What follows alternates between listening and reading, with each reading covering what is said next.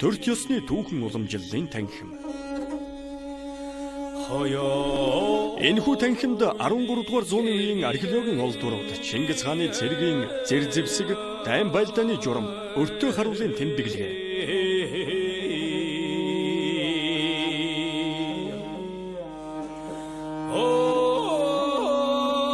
Нийтийн тооллын өмнөх 209 онд анхны төр тулс хүннү гүрэн байгуулагдсан үеийн газрын зураг.